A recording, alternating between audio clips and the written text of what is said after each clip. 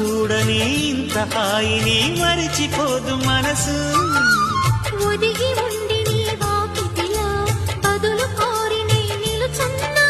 దారి తెలియని చీకటిలో వెలుగు చూసి కాదంటానా.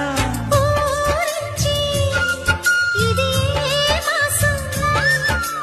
ప్రేమించే ప్రతి గుండెను అందెల సందడి చేసే హేమంతం ఇది. మన సొంతం అయినది. కిలకిల నవ్వే కోయిల కోసం వచ్చింది మధుమాసం. మిల